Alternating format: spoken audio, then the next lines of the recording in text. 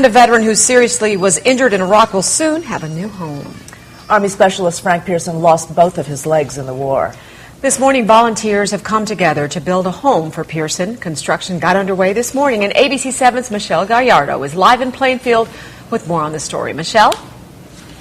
Sylvia, good morning. You know, the groundbreaking was at 8:30, and I mean, just take a look. It's amazing how fast they work. We've got an army of volunteers out here that is going to be here all weekend just trying to get the shell of the house up. And of course, it's a very important day for Army Specialist Frank Pearson, who will now have a home that meets all of his requirements. We've been here probably about a half hour, 45 minutes, and they have 90% of the walls up already. It's phenomenal. Army Specialist Frank Pearson's day started at the Plainfield Police Department, where an escort made up of some 100 vehicles led him to the site of his future home just a few miles away. Wounded just 4 months into an Iraq deployment, Pearson lost both his legs when a projectile tore through his vehicle.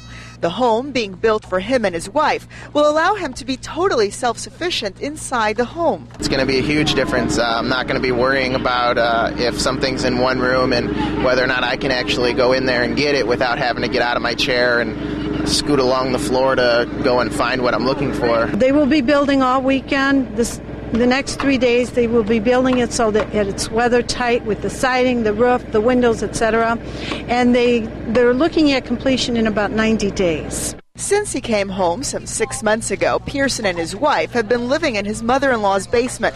Because it's an older home, Frank finds it hard to get around. I won't have to worry while I'm out, if he's okay, if he's eating, or if he, has anything, worries, he'll be okay. The house is being built by Home for Our Troops. Since 2004, they've built 57 homes for disabled troops and have 40 more under construction nationwide. The costs are covered entirely by them, volunteer donations, and corporate sponsorships.